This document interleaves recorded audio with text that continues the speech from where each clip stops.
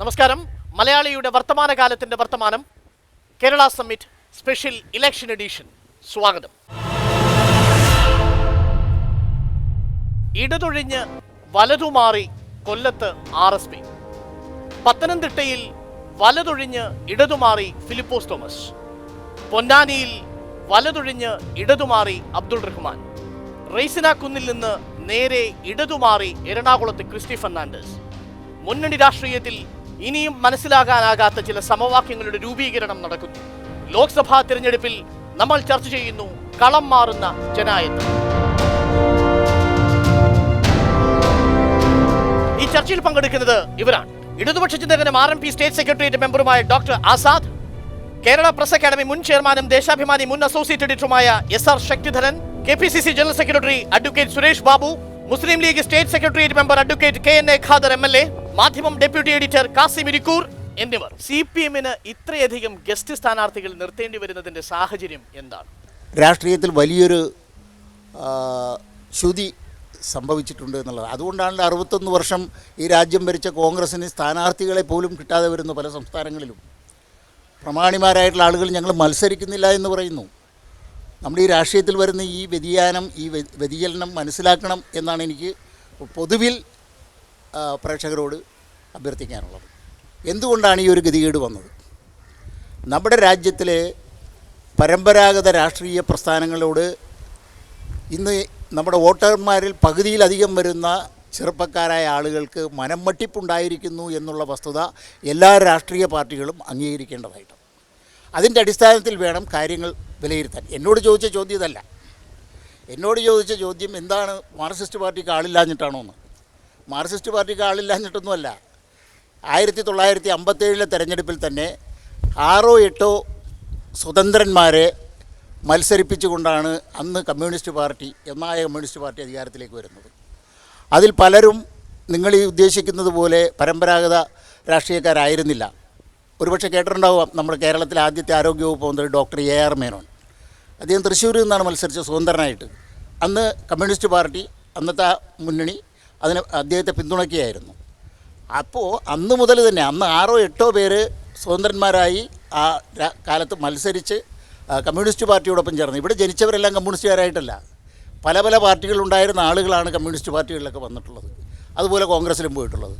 ഇന്നിപ്പോൾ ഈ രാജ്യത്തെ മറ്റ് പാർട്ടികൾക്ക് UPA ഈ വിധത്തിൽ നാശമോശമായതിൻ്റെ ഗുണം കിട്ടിയത് BJPക്കായിരുന്നു. ആ BJPക്ക് ഇപ്പോൾ ഒരു കുരിശായി വന്നിട്ടുള്ളത് നാം ഈ കഴിഞ്ഞ ഡൽഹി തെരഞ്ഞെടുപ്പിൽ കണ്ട ആം ആദ്മി പാർട്ടിയുടെ ഉയർത്തെഴുന്നേൽപ്പാണ്. ഈ സാഹചര്യങ്ങൾ വിലയിരുത്തിക്കൊണ്ട് വേണം നമ്മൾ ഈ തെരഞ്ഞെടുപ്പിനെ പരിശോധിക്കാനായിട്ട്. ഒരു കാര്യം ഞാൻ അതിലേക്ക് ആദ്യം വരുന്നതിന് മുമ്പ് അങ്ങ് പറഞ്ഞ ആദ്യത്തെ 1957 ഡോക്ടർ മേനൻ്റെ, കൃഷ്ണയ്യരുടെ ഈ സ്വതന്ത്ര സ്ഥാനാർത്ഥികളെ നിർത്തുന്നതിന് അന്ന് CPM-ന് അഥവാ കമ്മ്യൂണിസ്റ്റ് പാർട്ടിക്ക്, അവിഭക്ത കമ്മ്യൂണിസ്റ്റ് പാർട്ടിക്ക് ഒരു നൈതികമായൊരു ധാർമ്മിക അടിത്തറയുണ്ടായിരുന്നു. അത് ഫിലിപ്പോസ് തോമസിനെ പോലെയുള്ള ആളുകളെ പാർട്ടിയിലേക്കോ അല്ലെങ്കിൽ മുന്നണിയിലേക്ക് കൊണ്ടുവരുന്നതും മേനോനെയും കൃഷ്ണയ്യരെയും കൊണ്ടുവരുന്നതും തമ്മിൽ രണ്ടും വ്യത്യസ്തമല്ലേ? തീർച്ചയായിട്ടും വ്യത്യാസമുണ്ട്, ഇല്ലയെന്ന് ഞാൻ പറയുന്നില്ല. എത്ര വർഷത്തെ വ്യത്യാസമാണ്? 1957, 2014, അത്രയും വർഷത്തെ വ്യത്യാസം നമ്മുടെ സാമൂഹിക ജീവിതത്തിലും രാഷ്ട്രീയ ജീവിതത്തിലും സാമ്പത്തിക ജീവിതത്തിലും എല്ലാത്തിനകത്തും മാറി മാറി വന്നിട്ടുണ്ട്. അതിൻ്റെ പ്രതിഫലനമാണ് ഈ കാണുന്നത്.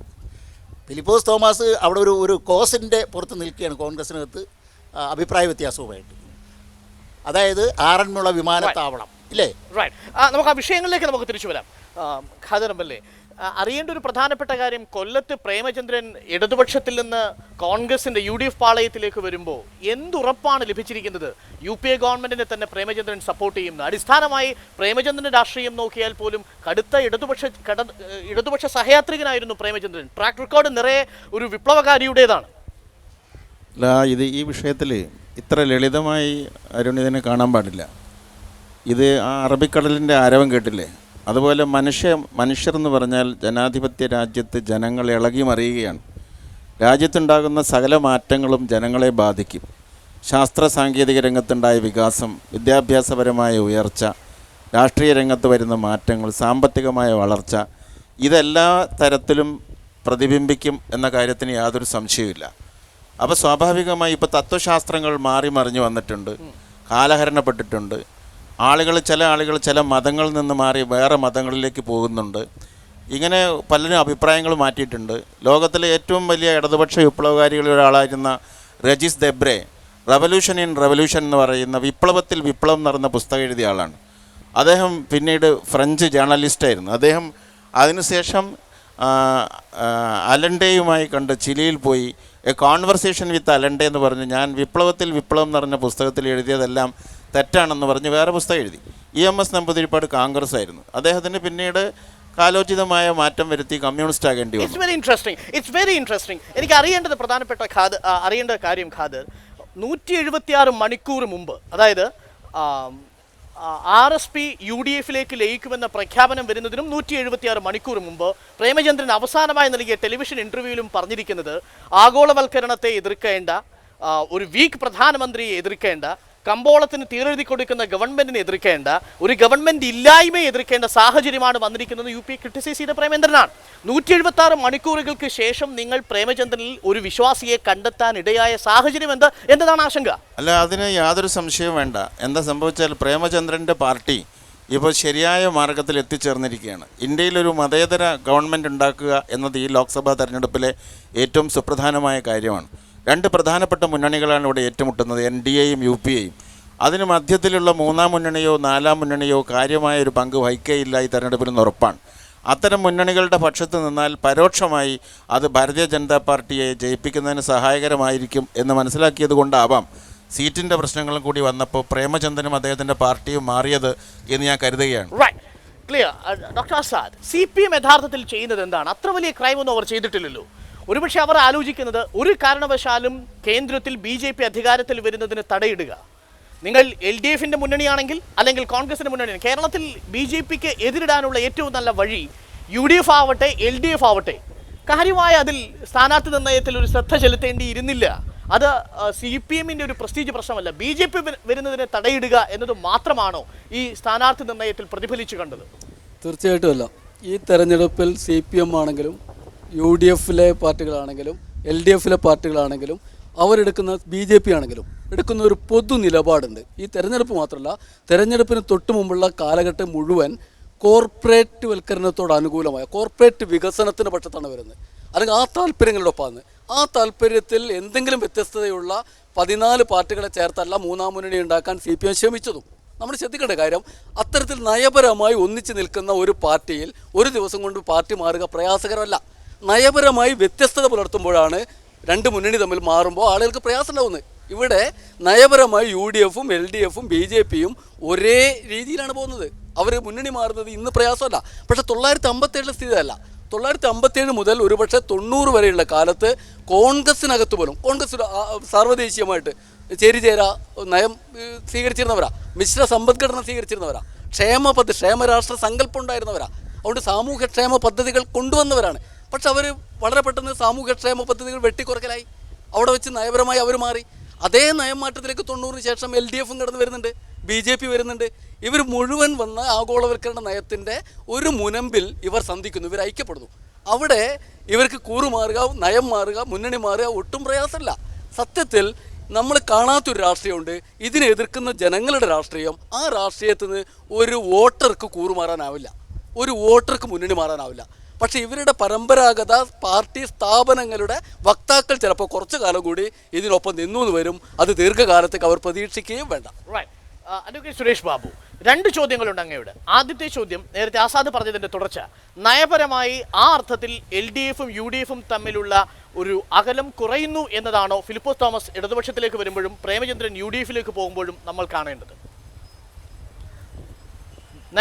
നയപരം എന്നുദ്ദേശിക്കുന്നത് ജനങ്ങളെ ഉദ്ദേശിക്കുന്ന നയമാണെങ്കിൽ, ജനങ്ങളുമായി സംവേദനം നടത്തുന്ന നയമാണെങ്കിൽ, പുസ്തകത്തിൽ എഴുതി വെച്ച 2 നൂറ്റാണ്ടുകൾക്ക് മുമ്പ് എഴുതി വെച്ച മാർക്സിയൻ തത്വശാസ്ത്രം തന്നെയാണ് ഇപ്പോഴും ആവശ്യം, അല്ലെങ്കിൽ ഇപ്പോഴും പ്രസക്തം എന്ന് കരുതുന്നതാണ് നയമെങ്കിൽ ആ നയത്തിൽ വ്യത്യാസം ഉണ്ടാകും. പക്ഷെ നയം ജനങ്ങളുമായി, ജനങ്ങളുടെ ആശയങ്ങളുമായി, ജനങ്ങളുടെ ആഗ്രഹങ്ങളുമായി, ജനങ്ങളുടെ ആവശ്യങ്ങളുമായി സംവേദനം നടത്തുന്ന നയമാണെങ്കിൽ ആ നയത്തിൽ ചില വ്യത്യാസങ്ങൾ സാമ്പത്തിക കാര്യങ്ങളിൽ ഉണ്ടാകാൻ ഒരു രാഷ്ട്രീയ പ്രസ്ഥാനത്തിനും കഴിയില്ല. അല്പം ചെല്പം ചെറിയ നേരിയ അവസ്ഥകൾ മാത്രമേ ഉള്ളൂ. പക്ഷെ ജാതീയതയുടെ കാര്യത്തിൽ അതല്ല. അല്ലെങ്കിൽ വർഗീയതയുടെ കാര്യത്തിൽ അതല്ല. വർഗീയതയും ജാതീയതയും ഒക്കെ ഒരു രാഷ്ട്രീയത്തെ സംബന്ധിച്ചിടത്തോളം അവരുടെ വിശക്കുന്നവൻ്റെ വയറുമായി ബന്ധപ്പെടുന്നതല്ല.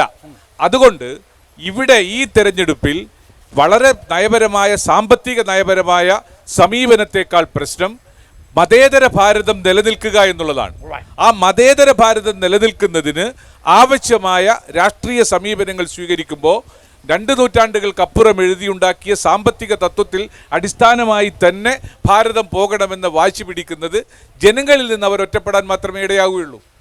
അതുകൊണ്ടാണ് ഞാൻ ആ കാര്യത്തെക്കുറിച്ച് സംസാരിക്കാൻ ആഗ്രഹിച്ചത്. മനസ്സിലാക്കുന്നത് അടിസ്ഥാനമായി സാമ്പത്തികമായിട്ടുള്ള കാര്യങ്ങളിൽ നിലവിലുള്ള വ്യത്യാസമിരിക്കെ ലോക്സഭാ തിരഞ്ഞെടുപ്പിൽ എല്ലാ കാലങ്ങളിലും നമ്മൾ പറയാൻ ശ്രമിക്കുന്നത് നിങ്ങൾ മതേതര മുന്നണി അധികാരത്തിലേക്ക് കൊണ്ടുവരിക. ആ അർത്ഥത്തിൽ കേരളത്തിലെ വോട്ടർ UDF വോട്ട് ചെയ്താലും LDF വോട്ട് ചെയ്താലും ഒരേ ഫലം തന്നെയാണ് കിട്ടുന്നത് എന്നാണ്. അല്ല, അതിനകത്ത് ആ ഓപ്ഷൻസിനെ കുറിച്ചൊന്നും ഞാൻ ഇവിടെ വിശദമായ ഒരു ചർച്ചയിലേക്കല്ല പോകുന്നത്.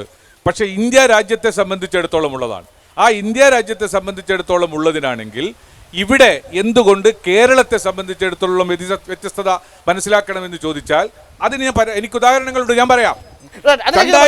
അതിനെനിക്ക് ഉദാഹരണമുണ്ട്. 2009 തെരഞ്ഞെടുപ്പിൽ ഇടതുപക്ഷ ജനാധിപത്യ മുന്നണി ന്യൂനപക്ഷ മതവിഭാഗങ്ങളെ കൂട്ടുപിടിച്ചുകൊണ്ട് ഒരു തിരഞ്ഞെടുപ്പ് വിജയം ഉണ്ടാക്കാനുള്ള ശ്രമം നടത്തി. പൊന്നാനിയിൽ നമ്മളത് കണ്ടതാ.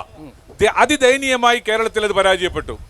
2014 എത്തുമ്പോൾ അതേ ചരിത്രം ആവർത്തിച്ചാൽ അല്ലെങ്കിൽ അതേ പ്രക്രിയ ആവർത്തിച്ചാൽ നഷ്ടമുണ്ടാകുമെന്ന് കരുതി തിരിച്ച് ഭൂരിപക്ഷ സമൂഹത്തെ കൂടെ പിടിക്കാനുള്ള ശ്രമം നടത്തി. അതാണ് കേരളത്തിൽ ശ്രീമൻ OK വാസുമാഷയും വാസുവിനെയും അശോകനെയും ഒക്കെ തിരിച്ചു കൊണ്ടുവന്ന് നമോ വിചാർ മഞ്ചിനെ തിരിച്ചു കൊണ്ടുവന്ന് കൂടെ നിർത്താൻ ശ്രമിച്ചത്. ഭൂരിപക്ഷ സമൂഹത്തെ കൂടെ നിർത്താനുള്ള ശ്രമമാണ്. അതുകൊണ്ടാണ് കേരളത്തിൽ യഥാർത്ഥ മതേതരത്വ സ്വഭാവമല്ല ഇടതുപക്ഷ ജനാധിപത്യ മുന്നണിക്കുള്ളത്. അവർ കാലോചിതമായി ചില മതസമൂഹങ്ങളെ, ജാതീയ വിഭാഗങ്ങളെ കൂട്ടുപിടിച്ച് താൽക്കാലിക വിജയം ചെയ്യാൻ ശ്രമിക്കുകയാണ് എന്ന ആക്ഷേപം ഉണ്ടാകുന്നത്. ശക്തിധരന്റെ മറുപടിയുണ്ട്. ആ മറുപടിയിലേക്ക് വരുന്നുണ്ട്. എനിക്ക് അങ്ങോട്ടുള്ള രണ്ടാമത്തെ ചോദ്യം, ഇടുക്കി എന്താണ് PT തോമസ് ചെയ്ത കുറ്റം? PT തോമസിനോട് കോൺഗ്രസ് നേതൃത്വത്തിന് മറുപടി പറയാൻ പറ്റുന്നില്ല. കേന്ദ്രത്തിലെ കോൺഗ്രസ് ഗവൺമെന്റ് നിയമിക്കുന്ന, പരിസ്ഥിതി മന്ത്രാലയം നിയമിക്കുന്ന ഒരു കമ്മിറ്റിയുടെ റിപ്പോർട്ടിനെ അദ്ദേഹം അനുകൂലിച്ച് സംസാരിച്ചു. ഉത്തരവാദിത്വമുള്ള MP എന്ന നിലയിൽ ഭരിക്കുന്ന സർക്കാരിന്റെ ഒരു കമ്മിറ്റിയുടെ റിപ്പോർട്ടിനെ അനുകൂലിച്ച് സംസാരിച്ചാൽ സീറ്റ് കൊടുക്കില്ല. ഇതെന്ത് ന്യായമാണ് സുരേഷ്? ഞങ്ങൾ ആരെങ്കിലും പറഞ്ഞു അത്? താങ്കൾക്കത് അനുമാനിക്കാം. കോൺഗ്രസിന്റെ അഖിലേന്ത്യാ നേതൃത്വം തൊട്ട് കേരള നേതൃത്വം വരെ PT തോമസ് ഈ നിലവിലുള്ള MP കസ്തൂരി രംഗൻ റിപ്പോർട്ടിന് അനുകൂലിച്ച് സംസാരിച്ചതിന്റെ പേരിൽ താങ്കൾക്ക് ടിക്കറ്റ് ഇല്ല എന്ന് ഏതെങ്കിലും പാർട്ടി പറഞ്ഞോ? പാർട്ടിയുടെ പാർട്ടി പറഞ്ഞു ഞങ്ങളുടെ നിലവിലുള്ള എല്ലാ MP-മാരെയും മത്സരിപ്പിച്ചോളാമെന്ന് ആരോടും പറഞ്ഞിട്ടില്ല. സിറ്റിംഗ് എംപിമാരെ മത്സരിപ്പിക്കാത്തതിന്റെ ചരിത്രം കഴിഞ്ഞ 20 വർഷമായി നോക്കിയാൽ ആകെ ഒതുങ്ങി നിൽക്കുന്നത് 7 മണ്ഡലങ്ങളിലാണ്. കഴിഞ്ഞ വർഷത്തെ മണ്ഡലങ്ങൾ നോക്കിയാൽ 2 മണ്ഡലങ്ങളിൽ, അതിലൊന്ന് കൊല്ലം, 2 ഇടുക്കി. കൊല്ലത്തിന്റെ കാരണം നമുക്ക് വ്യക്തമായിട്ട് അറിയാം എന്ത് സംഭവിച്ചു. ഇത്തവണത്തെ നോക്കൂ, ഇടുക്കിയിൽ എന്ത് സംഭവിച്ചു? കൊല്ലത്തിന് ഒരു വ്യക്തമായ ഒരു കാരണം നമുക്കുണ്ടെങ്കിൽ ഇടുക്കിയിൽ എന്താണ് കാരണം? അതാണ് അറിയേണ്ടത്. ഞാൻ പറയാം. ഞങ്ങളെ സംബന്ധിച്ചിടത്തോളം യൂത്ത് കോൺഗ്രസിന്റെ പ്രാതിനിധ്യം, വിദ്യാർത്ഥി യൂണിയന്റെ പ്രാതിനിധ്യം എല്ലാ തെരഞ്ഞെടുപ്പുകളിലും ലോക്സഭയിലേക്ക് മത്സരിക്കുമ്പോൾ 1970 മുതൽ ശ്രീ കടന്നപ്പള്ളി രാമചന്ദ്രനെ കാസർകോട്ട് മത്സരിപ്പിച്ച കാലം മുതൽ നടന്നിട്ടുള്ള എല്ലാ തിരഞ്ഞെടുപ്പിലും യുവജന വിദ്യാർത്ഥി വിഭാഗത്തിന്റെ ഒരു പ്രതിനിധി പുതുതായി ഓരോ ലിസ്റ്റിലും ഉണ്ടാവുക വളരെ സിദ്ദിഖ് അതിന്റെ കുറച്ച് KPCC ജനറൽ സെക്രട്ടറിയാ. സിദ്ദിഖ് KPCCയുടെ ജനറൽ സെക്രട്ടറിയാ. ഇത് നമ്മൾ ചർച്ച ചെയ്യപ്പെടേണ്ടതുണ്ട്. മറ്റൊരു റെസ്പോൺസ് വന്ന ശേഷം ശ്രീ കാസിം ഇരിക്കൂർ നോക്കൂ, ഒരു മുന്നണിയിൽ നിന്ന് മറ്റൊരു മുന്നണിയിലേക്ക് 48 മണിക്കൂറിനുള്ളിൽ മാറുക, മറ്റൊരു മുന്നണി അല്ലെങ്കിൽ സ്ഥാനാർത്ഥിയെ പ്രഖ്യാപിക്കാനാവാതെ ചുമരെഴുത്ത് പോലും നിർത്തുക, കോട്ടയം പോലെ ഒരു മണ്ഡലത്തിൽ സ്ഥാനാർത്ഥിയെ പ്രഖ്യാപിച്ചതിന് ശേഷം അഥവാ പ്രഖ്യാപിക്കുന്ന വാർത്തകൾ വന്നതിന് ശേഷം പിന്മാറ്റേണ്ടി വരുന്ന അവസ്ഥയുണ്ടാവുക, ജനതാദളിനോട് എസിനോട് കാണിക്കുന്ന താല്പര്യം ഏറെക്കാലം ഉണ്ടായിരുന്ന RSPയോട് കാണിക്കാൻ പറ്റാതെ വരിക. എന്താണ് യഥാർത്ഥത്തിൽ ഇടതുപക്ഷത്തിന്റെ മുന്നണിക്ക് ഈ തെരഞ്ഞെടുപ്പിൽ സംഭവിക്കുന്നത് സ്ഥാനാർത്ഥി നിർണയത്തിൽ? ഈ വിഷയത്തിൽ അവരുടെ പാർട്ടി നേതൃത്വമാണ് വ്യക്തമായ മറുപടി നൽകേണ്ടത്. പക്ഷെ നമ്മൾ നിഷ്പക്ഷമായി നിരീക്ഷിക്കുന്ന സമയത്ത് മനസ്സിലാക്കേണ്ടത് എല്ലാവർക്കും തന്നെ ഒരു തരത്തിലുള്ള സ്വന്തമായ താല്പര്യങ്ങൾ മാത്രം സംരക്ഷിക്കുക എന്നുള്ളതാണ്. ഒരു മുന്നണി മര്യാദയുടെ പുറത്താണ് LDF സീറ്റ് വിഭജനം നടത്തിയത് എന്ന് ഒരിക്കലും തന്നെ സത്യസന്ധമായി നമുക്ക് വിലയിരുത്താൻ പറ്റില്ല. അതേ സമയത്ത് RSP എന്ന് പറയുന്ന ശുദ്ധ ഇടതുപക്ഷ പാർട്ടി സീറ്റ് കിട്ടാത്തതിൻ്റെ പേരിൽ UDFയിലേക്ക് പോയത് ഷീർ ഓപ്പർച്യൂണിറ്റി എന്ന് മാത്രമേ പറയാൻ കഴിയുള്ളൂ. കാരണം ദേശീയ തലത്തിൽ തന്നെ ഇടതുപക്ഷ ജനാധിപത്യ മുന്നണി എന്ന് പറയുന്ന ഒരു വലിയ ചരിത്ര നിർണായകമായ ഈ തെരഞ്ഞെടുപ്പിൽ ഞാൻ മനസ്സിലാക്കിയെടുത്തോളം ഇടതുപക്ഷത്തിന് വലിയൊരു പങ്ക് വഹിക്കാനുണ്ട്. 2004 അന്ന് ഇന്ത്യ തിളങ്ങുന്നു എന്ന് എല്ലാം തന്നെ മുദ്രാവാക്യം മുഴക്കിയ ഒരു കാലഘട്ടത്തിൽ ശ്രീമാൻ വാജ്പേയിയുടെ നേതൃത്വത്തിലുള്ള മന്ത്രിസഭയെ താഴെ ഇറക്കുന്നതിന് അന്ന് ശ്രീമതി സോണിയാഗാന്ധിയുടെ നേതൃത്വത്തിൽ അന്നത്തെ ജനറൽ സെക്രട്ടറി ഹർഷൻ സിംഗ് സുർജിത്ത് വഹിച്ച പങ്ക് നിർണായകമാണ്.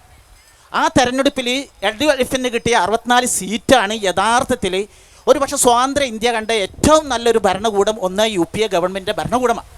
ആ ഭരണകൂടം നിർണ്ണയിക്കുന്ന അന്ന് ആ ഭരണകൂടത്തെ രംഗത്തേക്ക് വന്ന ഗവൺമെൻറ്റിന് 2014 തന്നെ അധികാരത്തിന് തൂത്തെറിയുന്നൊരവസ്ഥയിലേക്ക് വന്നിരിക്കുക. ആ സമയത്തും തന്നെ ഇടതുപക്ഷത്തിന് ഒരു നിർണായക പങ്ക് ഇവിടെ വഹിക്കാനുണ്ട്, ആരെന്ത് പറഞ്ഞാലും. പക്ഷേ ആ സമയത്ത് ദേശീയ തലത്തിൽ ഇടത് ഐക്യം ശക്തിപ്പെടുത്തേണ്ട ഒരു ഘട്ടത്തിൽ RSPയെ പോലുള്ളൊരു പാർട്ടി പ്രേമചന്ദ്രന് സീറ്റ് കൊടുത്തില്ല, അല്ലെങ്കിൽ RSPക്ക് സീറ്റ് കൊടുത്തില്ല എന്ന് പറഞ്ഞുകൊണ്ട് അവിടെ മുന്നണി മാറുന്നത് ആരെന്ത് പറഞ്ഞാലും ചരിത്രത്തിലെ കറുത്തൊരു അധ്യായമാണെന്ന് സംശയമില്ല. ശക്തിധരൻ, RSP രാഷ്ട്രീയമായി CPMനോടും ഇടതുപക്ഷത്തോടും ഇടതുപക്ഷത്തെ അനുകൂലമായ ജനങ്ങളോടും ചെയ്തത് രാഷ്ട്രീയമായ വഞ്ചനയാണ്. തീർച്ചയായും വല്ല സംശയമുണ്ട് ആ കാര്യത്തിൽ. ഈ വഞ്ചനയുടെ പിന്നിൽ പ്രവർത്തിച്ചിട്ടുള്ളത് ഒരു കാര്യം മനസ്സിലാക്കണം. സെൽവരാജിനെ ഉമ്മൻചാണ്ടിയും PC ജോർജും കൂടി CPMൽ നിന്ന് രാജിവെപ്പിച്ച് കോൺഗ്രസിൽ കൊണ്ടുപോയപ്പോൾ അന്ന് PC ജോർജ് പറഞ്ഞൊരു കാര്യമുണ്ട്, ഇനിയും ഇടതുപക്ഷത്ത് നിന്ന് 2 MLA കൂടി വരുമെന്ന്. ആർക്കെങ്കിലും ഓർമ്മയുണ്ടോ എന്ന് എനിക്കറിയില്ല. അത് വർക്കൗട്ട് ചെയ്തുകൊണ്ടിരുന്നു. അത് വേണ്ടത്ര ജാഗ്രതയോടുകൂടി മനസ്സിലാക്കാനായിട്ട്, കാരണം ഈ RSPക്കൊക്കെ ഒരു പൂർവ്വകാല ചരിത്രമുണ്ട് കേരളത്തിലെ RSPക്ക്. ഇന്ത്യയിൽ RSP അല്ല ഞാൻ പറയുന്നത്, ഇതിനു മുമ്പും കോൺഗ്രസിൻ്റെ കൂടെ പോയിട്ടുള്ളവരാ RSP എന്ന് പറയുന്നത്. അപ്പോൾ അതുകൊണ്ട് അവർക്കതൊരു പുതുമയൊന്നുമല്ല. അവരുടെ അഖിലേന്ത്യാ നേതൃത്വം കേരള ഘടകത്തെ വിച്ഛേദിച്ച് കളഞ്ഞു ഒരു ഘട്ടത്തിൽ, ഓർമ്മയുണ്ടോ? അപ്പം അങ്ങനത്തെ ഒരു പാർട്ടിയാണ് സംഭവിക്കാൻ പോകുന്നു. അത് സംഭവിക്കുകയോ സംഭവിക്കാതിരിക്കുകയോ ചെയ്യട്ടെ. ഏതായാലും പ്രേമചന്ദ്രനെ പോലെ ഒരു വ്യക്തി ഇത്രയും ഒരു ആത്മഹത്യാപരമായ കാര്യത്തിലേക്ക് പോകും എന്ന് ആരും പ്രതീക്ഷിച്ചിരുന്നില്ല. ഇടുക്കിയിലെ പ്രശ്നങ്ങളെല്ലാം അവസാനിച്ചുവെന്ന് PJ ജോസഫ് പറയുന്നു. ഫ്രാൻസിസ് ജോർജ് വളരെ ആശങ്കാകുലനായി തന്നെ ഇരിക്കുന്ന ചിത്രങ്ങൾ ടെലിവിഷൻ സ്ക്രീനിൽ പ്രത്യക്ഷപ്പെടുന്നു.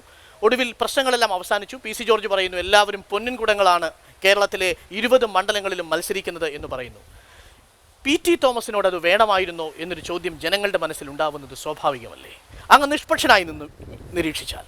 എനിക്ക് നിഷ്പക്ഷനാകാൻ കഴിയില്ലല്ലോ, ഞാനൊരു പാർട്ടിയുടെ പ്രതിനിധിയല്ലേ. പക്ഷേ ഞാൻ പറയുന്നത് എന്താ വെച്ചാൽ, ഇവിടെ രാജ്യത്ത് ഇതുവരെ സംഭവിക്കാത്ത യാതൊന്നും സംഭവിച്ചിട്ടില്ല ഈ തെരഞ്ഞെടുപ്പിൽ മാത്രം. ഇപ്പോൾ കളം മാറുന്നതിനെക്കുറിച്ച് പറഞ്ഞപ്പോൾ RSP പ്രേമചന്ദ്രൻ ചെയ്ത പ്രവൃത്തി, അല്ലെങ്കിൽ RSP ചെയ്ത പ്രവൃത്തി ഇന്നേ വരെ കേരളം കണ്ടിട്ടില്ലാത്തൊരു പ്രവൃത്തിയല്ല. എല്ലാ പാർട്ടികളും കൂടിയ അളവിലോ കുറഞ്ഞ അളവിലോ ഇതുപോലുള്ള പ്രവൃത്തികൾ ചെയ്തിട്ടുണ്ട്.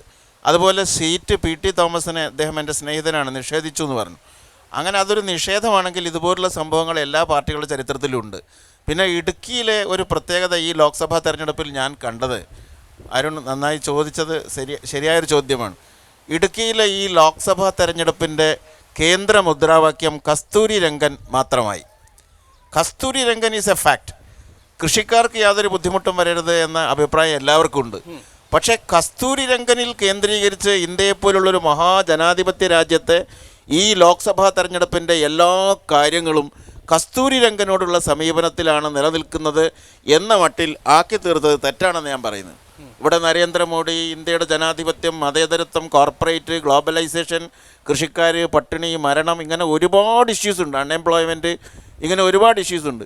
ആ ഇഷ്യൂസ് എല്ലാം നിസ്സാരവൽക്കരിക്കുകയും ഇവിടെ ഒരേ ഒരു ചോദ്യം, ആരാണ് കസ്തൂരി രംഗൻ്റെ കൂടെ, ആരാണ് അതിനെ എതിർക്കുന്നത്, അതിനനുസരിച്ച് ലോക്സഭാ തെരഞ്ഞെടുപ്പ് മാറണം എന്ന് പറഞ്ഞാൽ ശരിയല്ല. കസ്തൂരി രംഗൻ റിപ്പോർട്ടിന് അതിൻ്റേതായ പ്രാധാന്യം കൽപ്പിക്കണം. PT തോമസ് ഈ വിഷയത്തിൽ ചില അഭിപ്രായങ്ങൾ പറഞ്ഞു എന്നുള്ളത് യാഥാർത്ഥ്യമാണ്. പക്ഷേ കോൺഗ്രസിനെ പോലൊരു പാർട്ടി PT തോമസിനെ സംഘടനാപരമായ ഉത്തരവാദിത്തം കൊടുക്കാൻ പോകുന്നു എന്നാണ് പിന്നീട് പത്രത്തിൽ കണ്ടത്. അതൊരു വലിയ വിഷയമാക്കി മാറ്റിയെടുക്കേണ്ട കാര്യമുണ്ടെന്ന് എനിക്ക് തോന്നുന്നില്ല. ഇത് കേരള സംസ്ഥാനത്ത് ഈ ലോക്സഭാ തെരഞ്ഞെടുപ്പിൽ എല്ലാ പാർട്ടികളും കുറഞ്ഞ അളവിലോ കൂടിയ അളവിലോ സീറ്റ് നിഷേധിക്കുവാനും പുതിയ ആളുകൾക്ക് സീറ്റ് കൊടുക്കുവാനും നയപരമായ കാര്യങ്ങളിൽ അല്പസ്വല്പം വ്യത്യാസം വരുത്താനും പരിശ്രമിച്ചിട്ടുണ്ട്. ഇതൊരു പുതിയ കാര്യമല്ല. ലോക്സഭാ തെരഞ്ഞെടുപ്പിലും നിയമസഭാ തെരഞ്ഞെടുപ്പിലും പഞ്ചായത്ത് തെരഞ്ഞെടുപ്പിലും ഇത് എല്ലായിടത്തും നടക്കുന്നതാണ്. ഓരോ രാജ്യങ്ങളിലും പുതിയ കലാപങ്ങളും പ്രക്ഷോഭങ്ങളും വരുന്നു, പുതിയ തത്വശാസ്ത്രങ്ങൾ വരുന്നു. There is A new technology and ideology, അത് രണ്ടും തമ്മിലൊരു കോൺട്രഡിക്ഷൻ ഉണ്ട്. ടെക്നോളജി ഉള്ള ഡെവലപ്മെൻറ്റ് വരുമ്പോൾ ഐഡിയോളജിക്കലും അത് വ്യത്യാസം വരും. ഇപ്പോൾ മുമ്പ് പിന്നെ നമ്മുടെ ആധുനികതയൊന്നുമില്ല, കമ്പ്യൂട്ടർ ഇല്ല, അപ്പോൾ കമ്പ്യൂട്ടർ IT രംഗത്തെ തൊഴിലാളി മുമ്പില്ലല്ലോ. ബഹിരാകാശ വാഹനമില്ല. അപ്പോൾ ബഹിരാകാശ വാഹനത്തിൽ ജോലി ചെയ്യുന്ന ഒരു പുതിയ ഇഷ്യൂ ആണല്ലോ. അപ്പോൾ എല്ലാം it depends upon the changes that is taking place in the society. മാറുമ്പോഴും കേരളത്തിലെ വോട്ടർമാരുടെ മുന്നിൽ 2 മുന്നണികളെ ഉള്ളൂ തിരഞ്ഞെടുക്കാൻ. മൂന്നാമതൊരു മുന്നണി BJP ശക്തി തെളിയിക്കുമെന്നും 9% വോട്ട് വരുമെന്നും അഭിപ്രായ സർവേകൾ പറയുന്നു. അതവിടെ നിൽക്കട്ടെ, അവിടെ മാറ്റം ഉണ്ടാവുന്നില്ലല്ലോ. ഈ മാറ്റങ്ങളിടയിലാണ് കൂറുമാറ്റം. അല്ല, അതിലെ ഒരു സംഗതി ഞാൻ പറയാം കാസിം ഇരിക്കും. അറിയേണ്ട ഒരു പ്രധാനപ്പെട്ട കാര്യം ഇതാണ്. നോക്കൂ, ക്രിസ്റ്റി ഫെർണാണ്ടസിനെ പോലെയുള്ള ഒരു കാൻഡിഡേറ്റിനെ എറണാകുളം മണ്ഡലത്തിലേക്ക് നിർദ്ദേശിക്കുമ്പോൾ ഒരു മീറ്റ് ദ പ്രസ് അല്ലെങ്കിൽ മീറ്റ് ദ കാൻഡിഡേറ്റ് പരിപാടി സംഘടിപ്പിച്ചുകൊണ്ട് ക്രിസ്റ്റി ഫെർണാണ്ടസിനെ പരിചയപ്പെടുത്തേണ്ട അവസ്ഥയിലേക്ക് ഒരു പാർട്ടി പോകുമ്പോൾ, അതും CPM എന്ന പാർട്ടി പോകുമ്പോൾ, അതിനു പിന്നിൽ നമ്മൾ നേരത്തെ സൂചിപ്പിച്ചതുപോലെ സ്ഥാനാർത്ഥി നിർണ്ണയത്തിൽ CPM കുറെ കൂടി ജാഗരൂകമാകേണ്ടതില്ലേ? കോട്ടയം മണ്ഡലത്തിൽ ഇന്ന് ഉച്ചവരെയും സ്ഥാനാർത്ഥിയെ പ്രഖ്യാപിക്കാൻ കഴിയാതെ പോകുന്ന സാഹചര്യമുണ്ട്. അൾട്ടിമേറ്റം കൊടുക്കുകയാണ് CPM. ഇന്ന് 12 മണിക്ക് മുമ്പ് ജനതാദൾ എസിന്റെ സ്ഥാനാർത്ഥിയെ പ്രഖ്യാപിക്കണം. ഗതികേടല്ലേ അത്? പക്ഷെ അത് വേറൊരു സംഭവം. ഇന്ന വ്യക്തിയെ മാത്രമേ നമ്മൾ സ്ഥാനാർത്ഥിയാക്കാൻ പാടുള്ളൂ എന്നൊക്കെ നിർബന്ധിക്കുന്നത് ഒരു പക്ഷേ നമുക്ക് രാഷ്ട്രീയം കൂടുതൽ ആഴത്തിൽ പോകാത്തത് കൊണ്ടാണ്. എത്രത്തോളം എന്ന് വെച്ചാൽ, ഉദാഹരണമായിട്ട് 1ാം കേന്ദ്ര മന്ത്രിസഭയിൽ ഡോക്ടർ ശ്യാമപ്രസാദ് മുഖർജി എന്ന് പറയുന്ന ഹിന്ദു മഹാസഭയുടെ നേതാവിനെയാണ് ജവഹർലാൽ നെഹ്റുവിനെ പോലെയുള്ള ശുദ്ധ മതേതരവാദിയായ പ്രധാനമന്ത്രി മന്ത്രിയാക്കിയത്. എന്തുകൊണ്ടെന്ന് വെച്ചാൽ അതിൽ എന്താണ് പറയേണ്ടത്, എല്ലാവരുടെയും ഇൻവോൾവ്മെൻറ്റിന് വേണ്ടിയാണ്. അതേ സമയത്ത് ഒരു സ്ഥാനാർത്ഥി, ഇന്ന സ്ഥാനാർത്ഥി ആ മണ്ഡലത്തിന് യോജിച്ചതല്ല, അല്ലെങ്കിൽ അദ്ദേഹത്തെ കൂടുതൽ പരിചയപ്പെടുത്തേണ്ടൊക്കെ വരുമെന്ന് പറയുന്നത് അതും ശരിയല്ല. ഉദാഹരണമായിട്ട് നമ്മുടെ സിനിമാ നടൻ ഇന്നസെൻറ്റിനെയാണ് അവർ ചാലക്കുടിയിൽ നിർത്തിയിരിക്കുന്നത്. ഇന്നസെൻറ്റിനെ സംബന്ധിച്ച ഒരു കലാകാരൻ്റെ ശബ്ദം നമ്മൾ പാർലമെൻറ്റിൽ കേൾക്കാൻ പോവുകയാണ്. ആ ശബ്ദത്തിന് എന്നും ഒരു മാധുര്യം ഉണ്ടാവുമെന്ന് വിചാരിക്കുന്നു. ഉദാഹരണമായിട്ട് വളരെ പിരിമുറുക്കത്തിൻ്റെ സമയത്ത് ഇന്നസെൻ്റ് ഒരു ചെറിയൊരു വിറ്റ് പറയുകയാണെങ്കിൽ അത് നല്ലതാണ്. അതേപോലെ ക്രിസ്റ്റിയുടെ കാര്യത്തിൽ അദ്ദേഹം കഴിവ് കെട്ടവനെന്നോ അല്ലെങ്കിൽ അദ്ദേഹത്തിന് പ്രാപ്തിയില്ല എന്ന് ഇതുവരെ തെളിയിക്കപ്പെട്ടൊന്നുമില്ല. ഒരു പക്ഷേ ഇവിടെ ഉള്ള പോലെ PC ജോർജിനെ പോലെയോ അല്ലെങ്കിൽ PT തോമസിനെ പോലെയോ എന്നും മാധ്യമങ്ങളിൽ നിറഞ്ഞു വ്യക്തിയാകണമെന്നില്ല. ആ കാര്യത്തിൽ ഒരു പാർട്ടി ഒരു സ്ഥാനാർത്ഥിയെ നിർത്തുന്ന സമയത്ത് അദ്ദേഹം ഏറ്റവും കൂടുതൽ അറിയപ്പെട്ടവരായിരിക്കണമെന്ന് ഒരിക്കലും നമ്മൾ നിർബന്ധപ്പെടുത്തുന്നത് ശരിയല്ല. പക്ഷേ ഇത് വെറും ഒരു കുറുക്ക് വഴി മാത്രമാണോ? ഇതിൻ്റെ പിന്നിൽ വല്ല ബാഹ്യശക്തികളും പ്രവർത്തിച്ചിട്ടുണ്ടോ, മതസാമുദായിക സമ്മർദ്ദമുണ്ടോ എന്നുള്ള കാര്യങ്ങൾ നോക്കുമ്പോഴാണ് ബിസിനസ് സമ്മർദ്ദമുണ്ടോ. കഴിഞ്ഞ തവണ ശശി തരൂര് ട്രിവാൻഡ്രത്ത് മത്സരിക്കാൻ വരുമ്പോൾ അയാൾ ഏത് രാഷ്ട്രീയ പാർട്ടിയിലാണ് ഉണ്ടായത്? ഈ 2 ചോദ്യത്തിനും ശശി തരൂർ ഇത്തവണയും തിരുവനന്തപുരത്ത് കാൻഡിഡേറ്റ് ആണ്. ആദ്യത്തെ തവണ വരുമ്പോൾ അന്ന് ഉയർത്തിയിരുന്ന പ്രശ്നവും അതായിരുന്നു. ഇറക്കുമതി ചെയ്ത കാൻഡിഡേറ്റ് ആണ്. അന്ന് നമ്മൾ കണ്ടതാണ് തിരുവനന്തപുരത്ത് എന്താണ് സംഭവിച്ചത് എന്നുള്ളത്. പിന്നീട് കോംപ്രമൈസ് ചർച്ചകളിലും നമ്മൾ ടെലിവിഷൻ മാധ്യമങ്ങളുടെയും പത്രങ്ങളുടെയും അറിയേണ്ടത് വരുന്നു. അറിയേണ്ടത് ക്രിസ്റ്റി ഫെർണാണ്ടസിന്റെ വരവിൽ ഏതെങ്കിലും തരത്തിലുള്ള സംശയങ്ങളുണ്ടോ? അല്ല, ക്രിസ്റ്റി ഫെർണാണ്ടസിന് മാത്രമല്ലല്ലോ, പൊന്നാനി അബ്ദുറഹ്മാന്റെ കാര്യത്തിലും ഇതേ സംഗതികൾ നിലനിൽക്കുകയാണ്. പക്ഷേ ഞാൻ അതിനപ്പുറത്തേക്ക് നമ്മൾ കാര്യങ്ങൾ കൊണ്ടുപോകണമെന്ന് ഞാൻ കരുതുന്നത്. കാരണം ഇത് പെയ്ഡ് സീറ്റായിരിക്കാം, അല്ലെങ്കിൽ ഇന്ന് വരെ കേരളത്തിലും ഇന്ത്യയിലും ജനകീയ പ്രശ്നങ്ങളുണ്ടായിരുന്നു. ഈ പ്രശ്നങ്ങളോട് ഏതെങ്കിലും സമീപനം എടുത്തതിൻ്റെ പേരിൽ ഒരു അംഗീകാരമായോ ആ ശബ്ദം പാർലമെൻറ്റിൽ കേൾക്കണമെന്നോ മുഖ്യധാരാ പാർട്ടികൾക്ക് തോന്നിയില്ല. ഇപ്പോൾ കാസിം പോലും പറയുന്നത് അവിടെ തമാശ അടക്കി കേൾക്കുന്നത് നല്ലതായിരിക്കുന്ന ഇതല്ല.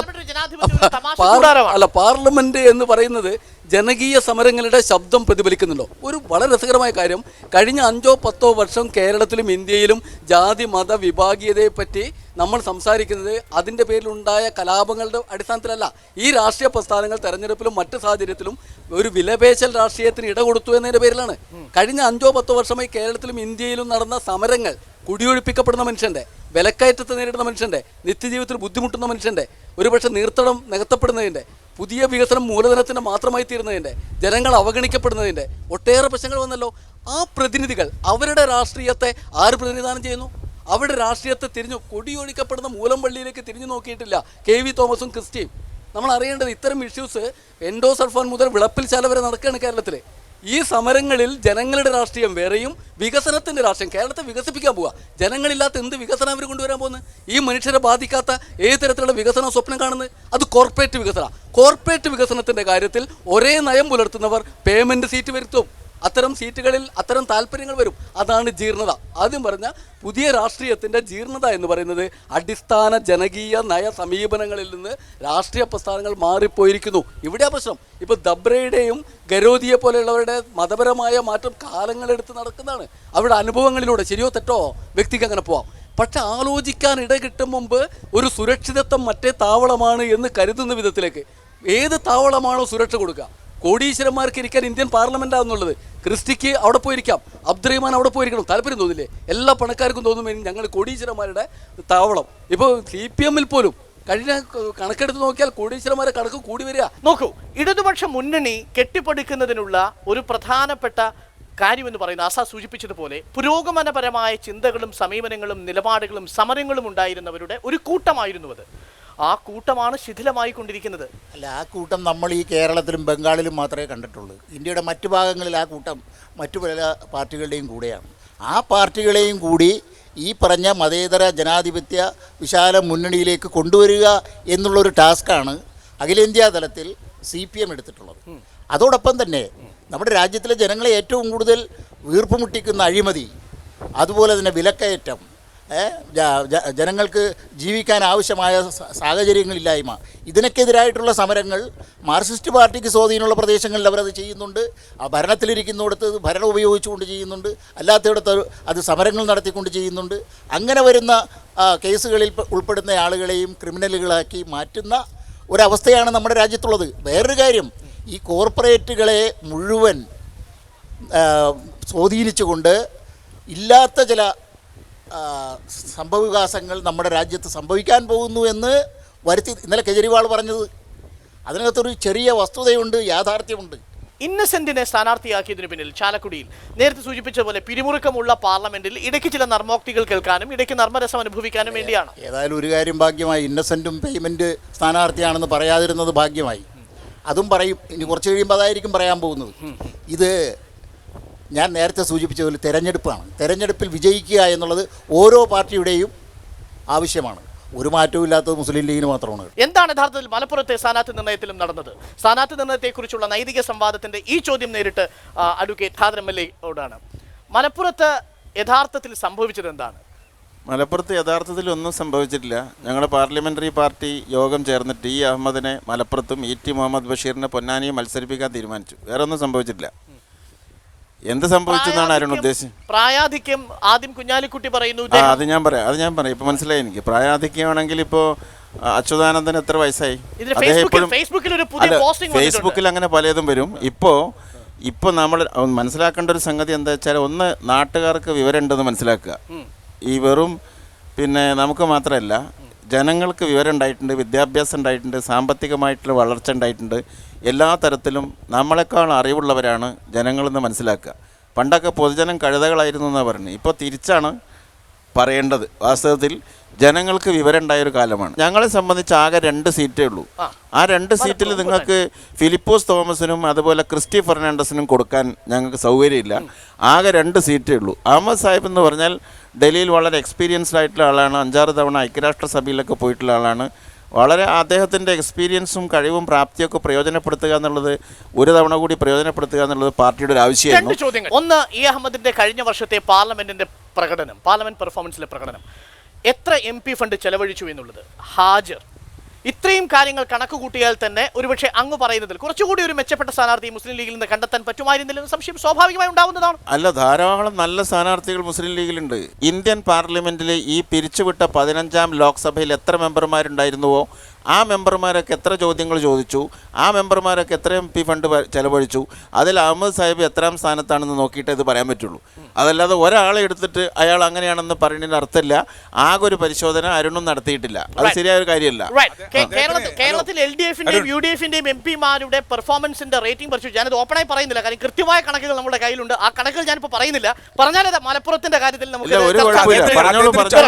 ഇന്ന് ഇപ്പോൾ മത്സരിച്ചിട്ടുള്ള സ്ഥാനാർത്ഥികളുടെ കൂട്ടത്തിൽ ഏറ്റവും പ്രഥമ സ്ഥാനത്ത് നിൽക്കുന്ന സ്ഥാനാർത്ഥികളുടെ നിരയിൽ ഒരാളാണ് E. അഹമ്മദ് എന്നുള്ള കാര്യത്തിൽ യാതൊരു സംശയമില്ല. മുസ്ലിം ലീഗിന് അങ്ങ് നേരത്തെ സൂചിപ്പിച്ചു, മുസ്ലിം ലീഗിന്റെ കാര്യത്തിൽ സിറ്റിംഗ്സ് MP-മാർക്ക് സീറ്റ് നൽകി. അതിലെന്താണ് ഇത്ര വലിയ തെറ്റ്? നമ്മൾ അങ്ങ് നേരത്തെ സൂചിപ്പിച്ചു മുസ്ലിം ലീഗിന്റെ കാര്യത്തിൽ മാറുന്നില്ല എന്ന് സൂചിപ്പിച്ചു. ഞാൻ പറഞ്ഞില്ലല്ലോ. നിങ്ങളിപ്പോ ഇതുവരെ ചോദിച്ച PT തോമസിന് എന്താ കൊടുക്കാത്തതെന്ന്. അപ്പൊ അഹമ്മദ് സാഹിബിന് കൊടുത്തിട്ടില്ലായിരുന്നെങ്കിൽ ആ ചോദ്യമായിരുന്നു വരിക. തീർച്ചയായും രാഷ്ട്രീയത്തിൽ അങ്ങനെയല്ലോ കാര്യങ്ങൾ വരിക. അഹമ്മദ് സാഹിബിന് കൊടുത്തില്ലെങ്കിൽ ആ ചോദ്യം വരുമായിരുന്നു എന്നുള്ള ഉറപ്പാണ്. അത് സംശയമുണ്ടോ? ഇത് ആരും വെളിയിൽ നിന്നുണ്ടാക്കിയൊരു കാര്യമല്ലല്ലോ. നിങ്ങളുടെ ആളുകൾ തന്നെ കുത്തിപ്പെറുക്കി അവിടെ ഈ പത്രങ്ങളിൽ. ഇതൊന്നും പറയാൻ ശക്തിധരൻ നിങ്ങൾക്ക് അവകാശമുണ്ടെന്ന് തോന്നുന്നില്ല. I am sorry, you are my friend. പക്ഷേ നിങ്ങളുടെ സീറ്റും സ്ഥാനാർത്ഥികളൊക്കെ വെച്ച് നോക്കി എനിക്ക് ഒരുപാട് പറയാൻ കഴിയും. പക്ഷേ ഈ സൂര്യൻ അസ്തമിക്കുന്നതിന് മുമ്പ് ഇത് തീരുന്നുള്ളത് കൊണ്ട് ഞാൻ പറയാത്തത്. അല്ല, അതെന്ത് വേണമെങ്കിലും പറഞ്ഞു, അതിലൊന്നും കുഴപ്പമില്ല. രാഷ്ട്രീയ സമരം വരുമ്പോൾ ഇങ്ങനെ അങ്ങോട്ടും ഇങ്ങോട്ടും പഴി ചാരും എന്നുള്ളത് ഉറപ്പല്ലേ. ആ സെക്രട്ടേറിയറ്റിന് മുമ്പിൽ നിന്ന് എന്തോരം ഗർജിച്ചതാ പ്രേമചന്ദ്രൻ ഉമ്മൻചാണ്ടിക്കെതിരായിട്ട്. അതിനൊക്കെ അയാൾ നാളെ മറുപടി പറഞ്ഞിട്ടാണ് ഈ രാജ്യം. പ്രേമചന്ദ്രൻ നടത്തിയ യുദ്ധത്തിന്റെ ഫലമാണ് മാത്യു T. തോമസിന്റെ സ്ഥാനാർത്ഥിത്വം. പ്രേമചന്ദ്രൻ നട്ടതാണ് അത് ജനതാദൾ കൊയ്തത്. നിങ്ങൾ- പ്രേമചന്ദ്രൻ നട്ടതാണ് ജനതാദൾ കൊയ്തത്. അല്ലെങ്കിൽ അവർക്കും കൊടുക്കാൻ മാർക്സിസ്റ്റ് പാർട്ടിക്ക് ഉദ്ദേശം ഉണ്ടായിരുന്നില്ല. വ്യാഖ്യാനം നിങ്ങൾക്ക് അങ്ങനെ വ്യാഖ്യാനിക്കാം. പിന്നെ NCP നിങ്ങളെ കൂടെ നിൽക്കുന്ന NCP അത് കേന്ദ്രത്തിൽ UPയുടെ കൂടെയാണ്. അതെ, ഇതിൽ അതുകൊണ്ട് തന്നെ അവരോട് പറഞ്ഞു, അതുകൊണ്ട് തന്നെ അവരോട് പറഞ്ഞു അതൊരു ബുദ്ധിമുട്ടുണ്ട് ഇവിടെ നിങ്ങൾക്ക് ഒരു സീറ്റ് തരാൻ എന്നുള്ള കാര്യം അവരോട് പറഞ്ഞു. അങ്ങനെയല്ലേ മുന്നണി ചർച്ചകൾ നടക്കുന്നത്. 66 കൊല്ലത്തോളമായി നമുക്ക് സ്വാതന്ത്ര്യം കിട്ടിയിട്ട് നമ്മളെ ഭരിക്കാൻ തുടങ്ങിയിട്ട്. ഭരണഘടന പറയുന്ന കുടിവെള്ളം ജീവവായു പോലെ തന്നെ അത്യാവശ്യപ്പെട്ടൊരു സാധനമാണല്ലോ. അത് സൗജന്യവും നിർബന്ധവും സാർവത്രികവുമായി നൽകണം എന്നാണ് പറയുന്നത്. നിങ്ങളിവിടെ വിൽക്കാൻ നടക്കുകയാണ് കുടിവെള്ളം. ഈ കുടിവെള്ളം പോലും നൽകാൻ കഴിയാത്ത നിങ്ങൾ ആകാശത്തിലൂടെ ദീപണ്ടിയും ഭൂമിക്കടിയിലൂടെ പ്ലെയിനും ഓട്ടുന്നും പറഞ്ഞ് ഈ ജനങ്ങളെ എത്ര കാലം ഇങ്ങനെ പറ്റിക്കും? ഈ രാഷ്ട്രീയക്കാരെ സംബന്ധിച്ചിടത്തോളം നിങ്ങൾ ഇവിടുത്തെ മൂലധന സ്ഥാപനങ്ങളുടെ ഇത് കളറിൻ്റെ വ്യത്യാസമുള്ളൂ നിങ്ങൾ തമ്മിൽ. കളറിൻ്റെ വ്യത്യാസം. നിങ്ങൾ മൂലധന സ്ഥാപനങ്ങളുടെ ഗുണ്ടകളോ അല്ലെങ്കിൽ അവരുടെ കാവൽക്കാരോ ആണ് എന്നതിൻ്റെ തെളിവ് നമ്മളെ കഴിഞ്ഞ കാല ബഡ്ജറ്റുകൾ എടുത്ത് പരിശോധിച്ചാൽ മതി. കോർപ്പറേറ്റിന്റെ പ്രതിനിധികളായി മാറുകയാണ് BJPയും കോൺഗ്രസും ഇപ്പോൾ ഇടതുപക്ഷവും എന്നാണ് ആസാദും ഇദ്ദേഹവും ഉന്നയിക്കുന്നത്. അദ്ദേഹം അങ്ങനെ ഉന്നയിച്ചിട്ടില്ല. അദ്ദേഹം ഉന്നയിച്ചത് കോർപ്പറേറ്റുകളെയാണ് സ്വാഭാവികമായി മൂലധന ശക്തികൾ എന്ന് പറഞ്ഞാൽ കോർപ്പറേറ്റുകൾ തന്നെയാണ്. സുരേഷ് ബാബു, ഇടതുപക്ഷത്തിന് അദ്ദേഹം കൂട്ടിയിട്ടില്ല. ഇടതുപക്ഷത്തെ കൂട്ടിയിട്ടില്ലേ? ഇടതുപക്ഷം അടക്കമല്ലേ? കേട്ടതിൽ സന്തോഷം. അതിൽ സന്തോഷമേ ഉള്ളൂ. ഇത് ഞാൻ നേരത്തെ അതിന് എൻ്റെ വ്യക്തമായ മറുപടി പറഞ്ഞല്ലോ. ജീവിക്കുന്ന ജനസമൂഹവുമായി സംവേദനം നടത്തുന്ന രാഷ്ട്രീയ പ്രസ്ഥാനങ്ങൾക്ക് എല്ലാത്തിനെയും അഡ്രസ് ചെയ്യേണ്ടി വരും. തത്വശാസ്ത്രത്തിന് ജീവിക്കുന്ന ജനങ്ങളുമായി മാത്രം സംവേദനം നടത്താൻ കഴിയില്ല. അതുകൊണ്ട് കാലോചിതമായ മാറ്റം, സാമ്പത്തിക സൈദ്ധാന്തികത്വത്തിലാണെങ്കിൽ സമ്മിശ്ര സാമ്പത്തിക വ്യവസ്ഥയിൽ നിന്ന് മാറി കുറച്ചുകൂടി സ്വകാര്യവൽക്കരണത്തിലേക്ക് പോയി ലോകരാജ്യത്തിൻ്റെ നിലനിൽപ്പിന് അനിവാര്യമായ മാറ്റങ്ങളാണ് കാലാകാലമായി നടത്തിക്കൊണ്ടിരിക്കുന്നത്. നമുക്കറിയാം, കോൺഗ്രസ് ഭരിക്കാതിരുന്ന ഒരു കാലം, ഇന്ത്യ രാജ്യം കോൺഗ്രസ് ഭരിക്കാതിരുന്ന കുറേ കാലം ഉണ്ടായിരുന്നു. ആ കാലഘട്ടത്തിൽ ഇന്ത്യ രാജ്യത്ത് നിത്യനിദാന ചെലവുകൾക്ക് പണമില്ലാഞ്ഞിട്ട് ആ കാലഘട്ടങ്ങളിൽ നമ്മുടെ ട്രഷറിയിൽ സൂക്ഷിച്ച സ്വർണം ലണ്ടനിൽ കൊണ്ടുപോയി പണയം വെച്ച് പണം വാങ്ങിയിട്ടാ ഇവിടെ അരിയും ഗോതമ്പും സാധനവും വാങ്ങിയിരുന്നത്. ആ യാഥാർത്ഥ്യം ചന്ദ്രശേഖർ എന്ന് പറഞ്ഞാൽ പ്രധാനമന്ത്രിയായിരുന്ന കാലഘട്ടത്തിൽ നടന്നതാണ്. മനസ്സിലാക്കണം, ഇത്തരം കാര്യങ്ങൾ മനസ്സിലാക്കണം. ആ കാര്യങ്ങൾ മനസ്സിലാക്കണം. ആര് ഭരിച്ചു മുടിച്ചാലും എന്ത് ഭരിച്ചു മുടിച്ചാലും അതാണ് വസ്തുത. മാർക്സിസ്റ്റ് പാർട്ടിക്ക് ഇന്ത്യ രാജ്യം ഭരിച്ചു മുടിക്കാൻ കഴിഞ്ഞില്ല. കാരണം അത് കേരളത്തിലും പശ്ചിമ ബംഗാളിലെ അന്നുണ്ടായിരുന്നുള്ളൂ, ഇന്ന് ഈ കൊച്ചു കേരളത്തിലെ ഉള്ളൂ. അതുകൊണ്ട് മുടിക്കാൻ കഴിയില്ല. സാറിന്റെ ആ വേദന എനിക്ക് മനസ്സിലാക്കാൻ കഴിയും. കാരണം മുടിക്കാൻ കഴിയുന്നില്ലല്ലോ. അതുപോട്ടെ. വരാം ശ്രീ ആസാദ്, ഇദ്ദേഹത്തിനോടുള്ള മറുപടി. ഒപ്പം നമ്മൾ ഉന്നയിക്കാതെ പോയൊരു പ്രധാനപ്പെട്ട പ്രശ്നം, എല്ലാ ജനങ്ങളെയും പ്രതിനിധീകരിക്കുന്ന ഒരു പ്രസ്ഥാനമാണ് കോൺഗ്രസ് എങ്കിൽ എന്തുകൊണ്ട് സ്ത്രീജനങ്ങളുടെ സംവരണം ഇത്തവണ 2 മണ്ഡലങ്ങളിൽ ഒതുങ്ങി? നേരത്തെ പറഞ്ഞ ഒരു വളരെ പ്രധാനപ്പെട്ട ഒരു വിഷയമാണ്. പിന്നെ കാലം മാറുമ്പോൾ വലിയ മാറ്റം വരുത്തേണ്ടി വരും, സിദ്ധാന്തങ്ങൾ അവിടെ ഇരിക്കുന്നതാണ് പറഞ്ഞത്. സത്യത്തിൽ വിശക്കുന്നവന് ഭക്ഷണം സിദ്ധാന്തമല്ല, പ്രയോഗമാണ്. കുടിവെള്ളം കിട്ടൽ പ്രായോഗികമായ കാര്യമാണ്. പാചകവാതകത്തിന് വില നിശ്ചയിക്കേണ്ട സ്വകാര്യ മുതലാളിത്തമല്ല, അല്ല സ്വകാര്യ കമ്പനികളല്ല, അത് ജനാധിപത്യ ഭരണകൂടമാണ്. അത് നമ്മുടെ അവകാശമാണ്. അത് വല്ല കുടി ഒഴിപ്പിക്കരുത്. കുടി ഒഴിപ്പിക്കൽ നിരോധന നിയമം 957 ഏപ്രിൽ 5 കേരളത്തിൽ ഓർഡിനൻസ് മൂലം നിർത്തലാക്കിയതാ. പിന്നെയും കുടി ഒഴിപ്പിക്കുന്നു, മാറ്റിപ്പാർപ്പിക്കല്ല, കുടി ഒഴിപ്പിക്കുന്നു. അവിടെ പോയി എന്ത് നിലപാടെടുക്കുന്നത്? അവിടെ പോകുമ്പോൾ സിദ്ധാന്ത പ്രശ്നമാണോ? അവിടെ മൂലധനത്തിനൊപ്പം നിൽക്കുന്നു. മാറുന്ന മുന്നണിയും കാലുമാറ്റമാണല്ലോ. അതിൽ ഏറ്റവും വലിയ ഉദാഹരണമാണ് ഇരിക്കുന്ന വ്യക്തിത്വങ്ങൾ. ഞാൻ MSF കാരനപ്പോൾ എൻ്റെ നേതാവ് കാസിം മിരിക്കൂർ, അന്ന് റഷ്യയിൽ പോയി കമ്മ്യൂണിസം പഠിക്കുന്ന ഇന്ന് എൻ്റെ നേതാവ് മുസ്ലിം ലീഗ് നേതാവ് KN കാസ് സാഹിബ്. അണികൾ ഒരിക്കലും മാറണില്ല എന്നുള്ളതല്ല സത്യമുള്ളത്. ഇന്ന് എന്റെ നേതാവാണ് അദ്ദേഹം, മുസ്ലിം ലീഗ് നേതാവാണ്.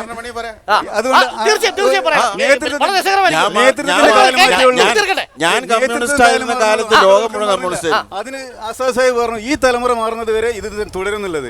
ഇവിടെ വികസന ചർച്ച അല്ലെങ്കിൽ പുരോഗമന ചർച്ച അതെന്നെ തർക്കമാണ്. വികസിക്കാൻ നമ്മൾ ബലൂണല്ല, നമുക്ക് വേണ്ടത് പുരോഗതിയാണെന്നുള്ളത്. അപ്പോൾ മീഡിയകളാണ് ചർച്ചകൾക്ക് വിഷയമായിട്ട് കൊടുക്കുന്നത്.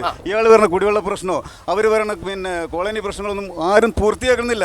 മീഡിയകൾ എന്ത് വിഷയമായിട്ട് കൊടുക്കും, അത് നാളെ ചർച്ചയോ മറ്റന്നാൾ മറക്കും, അടുത്തത് വരും. അതല്ലേ സത്യമുള്ളത്? അല്ല, അദ്ദേഹം ഒരു നിരീക്ഷണമാണ് നടത്തിയത്. എന്നോട് മാത്രം ചോദ്യം മാറുന്നതിന്റെ രാഷ്ട്രീയമാണ്, അതാണ് നിങ്ങളെ വിഷയം. പിന്നെ നിങ്ങൾ എന്തുകൊണ്ട് മാറി എന്നാണ് അദ്ദേഹം ചോദിച്ചത്.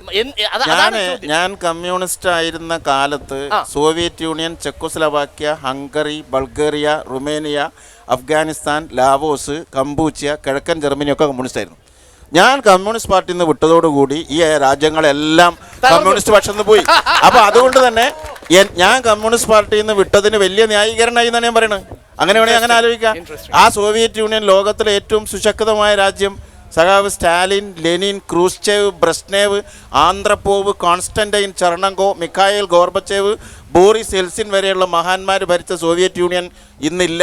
Kyrgyzstan, Azerbaijan, Tajikistan, Kazakhstan, Ukraine, Lithuania, Estonia, Latvia ഇതൊക്കെ സോവിയറ്റ് യൂണിയൻ മുറിഞ്ഞതാണ്.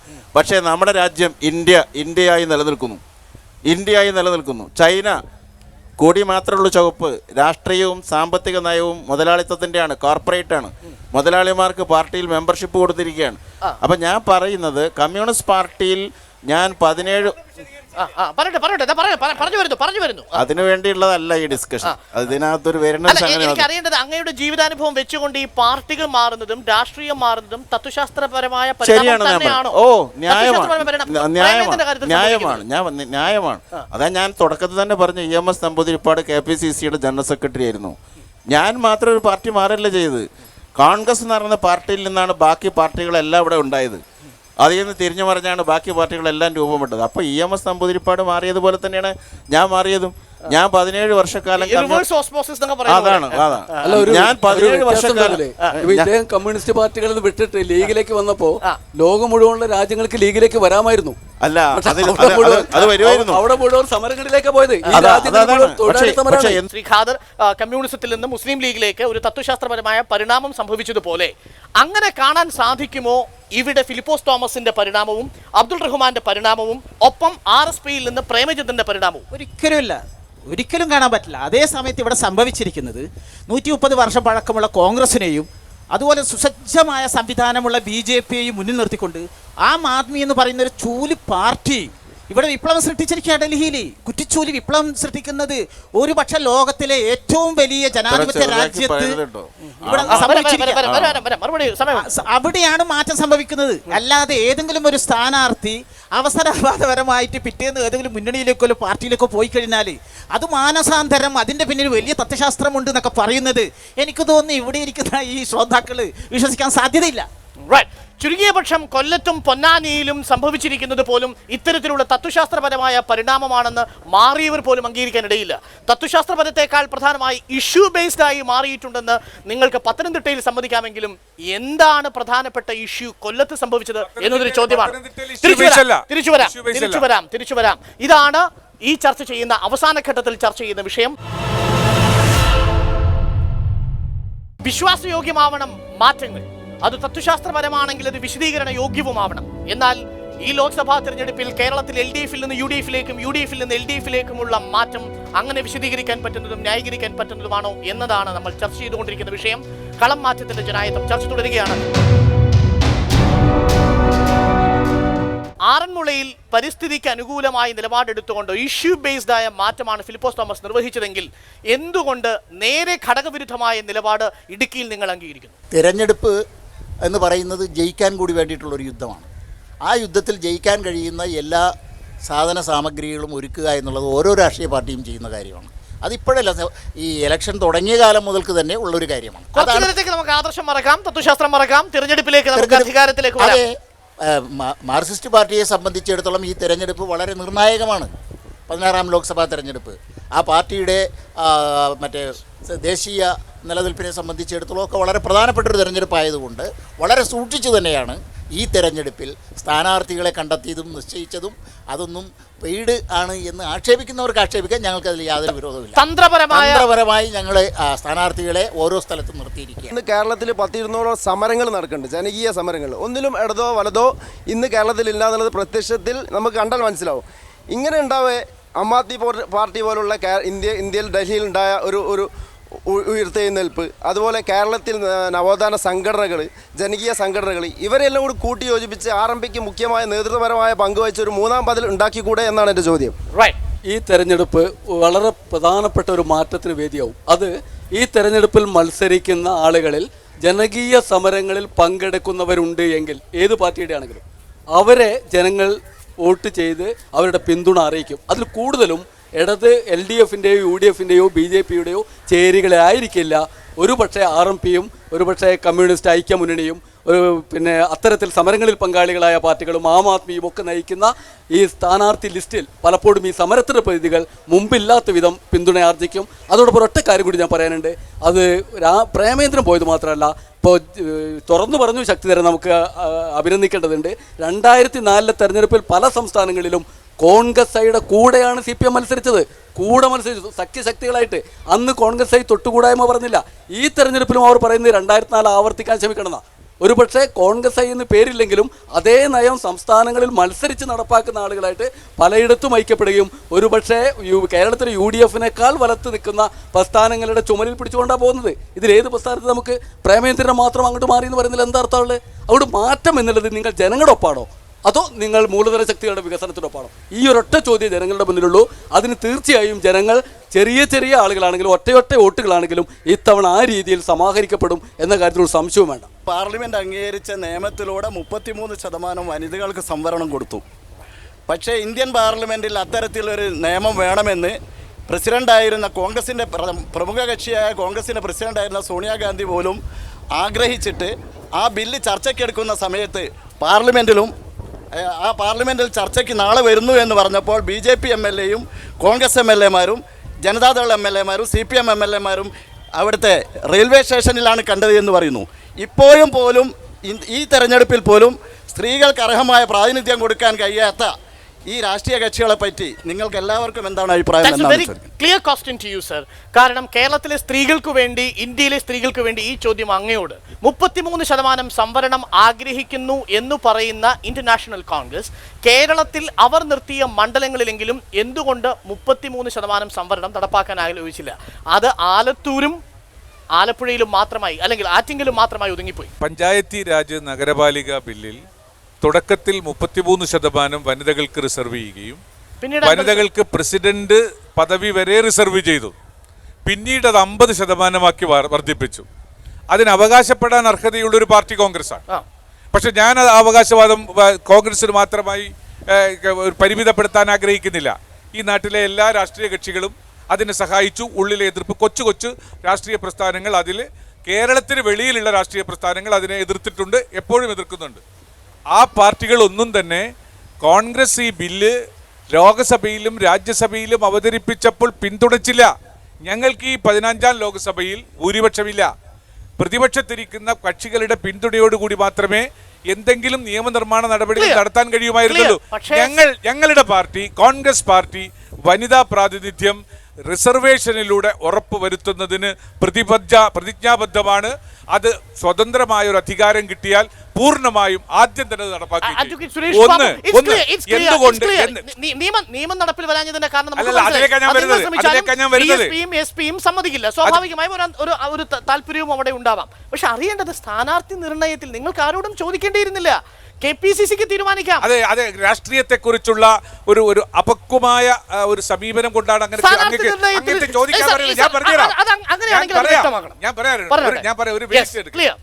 ഈ തെരഞ്ഞെടുപ്പ് എന്ന് പറയുന്നത് ഒരു യുദ്ധമാണ്. പ്രസിദ്ധമായ യുദ്ധം ചെയ്ത ചരിത്രമുണ്ട്. പ്രസിദ്ധമായ ഒരു ആപ്തവാക്യമുണ്ട്, nothing wrong in love and war. പ്രേമത്തിലും യുദ്ധത്തിലും ഒന്നും തെറ്റല്ല, സർവവും ശരിയാണെന്നാണ്. ഞങ്ങൾ ഓരോ തെരഞ്ഞെടുപ്പും ജയിക്കാനാ നിൽക്കുന്നത്. അത് കോഴിക്കോട്ട് ജയിക്കാൻ, വടകര ജയിക്കാൻ,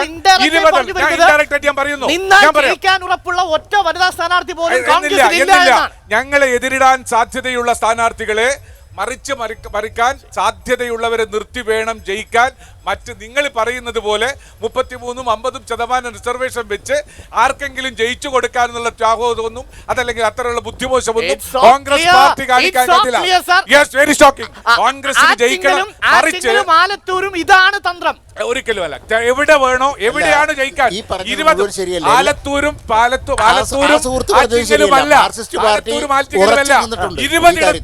20ഇടത്തും ജയിക്കാൻ പറ്റിയ പ്രാപ്തമായ സ്ഥാനാർത്ഥികളെ നിർത്തിയിരിക്കുന്നത്.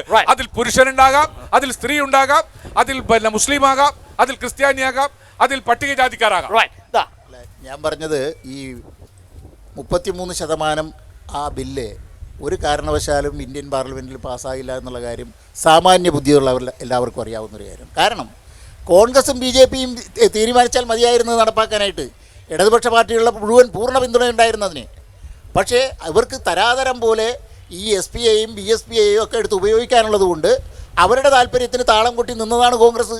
ഒരു കാലത്തും കോൺഗ്രസ് ഇനിയിപ്പോൾ അധികാരത്തിൽ വരാൻ പോകുന്നില്ല എന്ന് അവർക്ക് തന്നെ അറിയാം.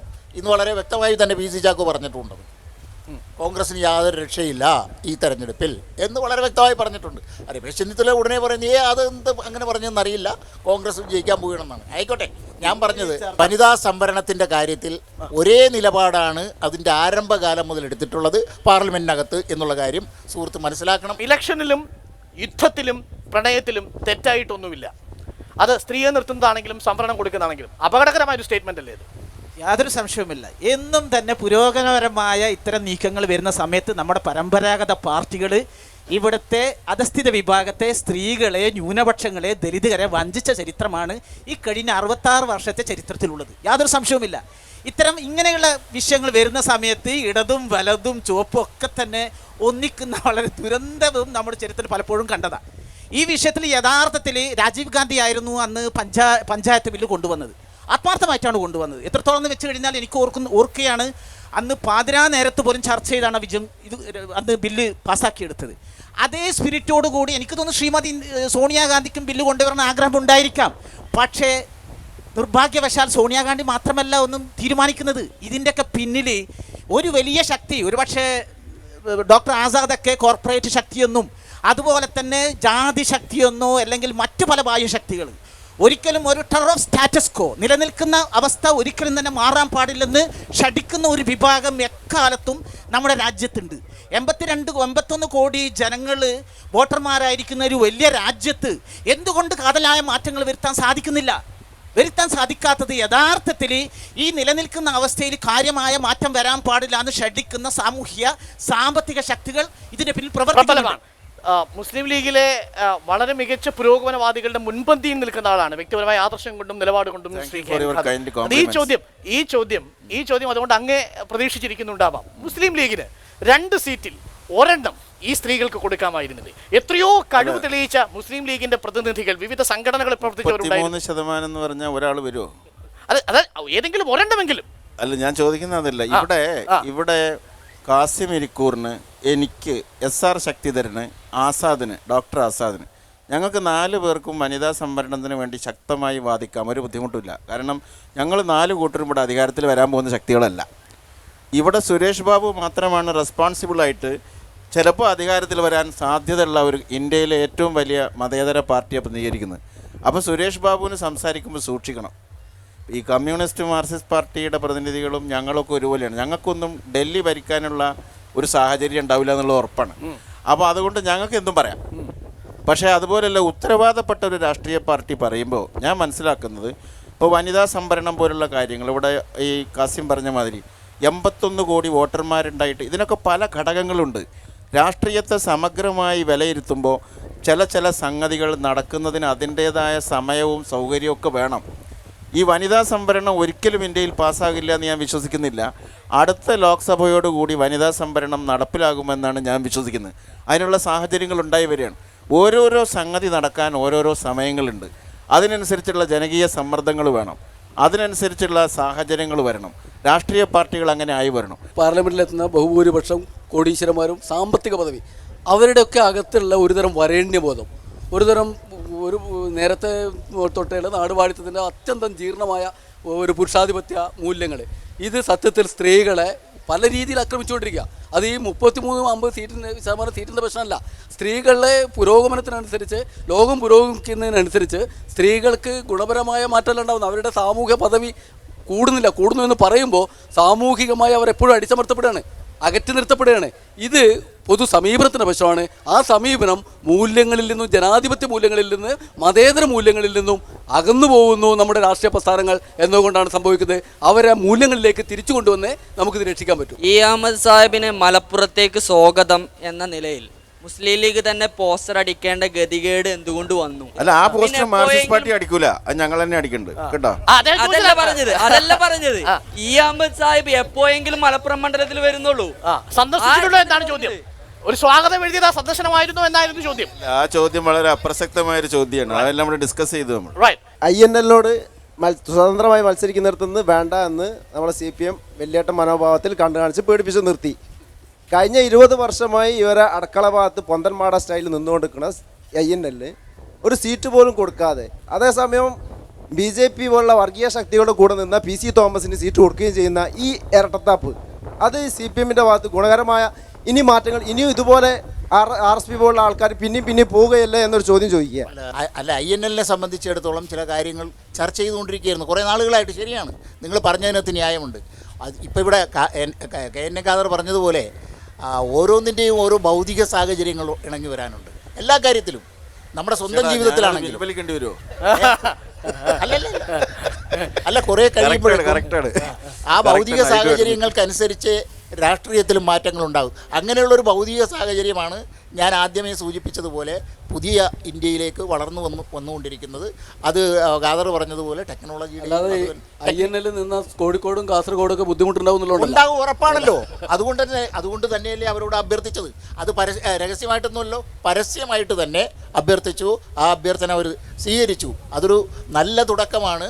ഇന്ത്യയുടെ ജനാധിപത്യ പ്രക്രിയയ്ക്ക് ആക്കം കൂട്ടുന്നൊരു തീരുമാനമായിട്ടാണ് ഞാനതിനെ കാണുന്നത്. ചുരുക്കത്തിൽ തെരഞ്ഞെടുപ്പ് ഒരു രാഷ്ട്രീയ യുദ്ധമായി മാറുമ്പോൾ പ്രണയത്തിൽ എന്ന പോലെ യുദ്ധത്തിൽ എന്ന പോലെ തെരഞ്ഞെടുപ്പിലും ചില നിയമങ്ങൾ നമുക്ക് മറക്കേണ്ടി വരും. ചില നിയമങ്ങൾ പാലിക്കാൻ വേണ്ടി, ചില ലക്ഷ്യങ്ങൾ സാധൂകരിച്ചെടുക്കാൻ വേണ്ടി തത്വങ്ങളെയോ ആദർശങ്ങളെയോ കുറച്ചു നേരത്തേക്ക് നമുക്ക് തത്വാധിഷ്ഠിതമായി നമുക്ക് മാറ്റിവെക്കേണ്ടി വരും. എന്നാൽ നിലപാടുകളിൽ പൂർണ്ണമായ വിട്ടുവീഴ്ചകൾ ചെയ്യാതെ തെരഞ്ഞെടുപ്പിനെ നേരിടുമ്പോൾ തന്ത്രങ്ങളിലൂടെ മാത്രമേ തെരഞ്ഞെടുപ്പിനെ നേരിടാൻ കഴിയുകയുള്ളൂ എന്ന ചോദ്യത്തിന് ഇനിയും കൃത്യമായ ഉത്തരം കിട്ടിയിട്ടില്ല.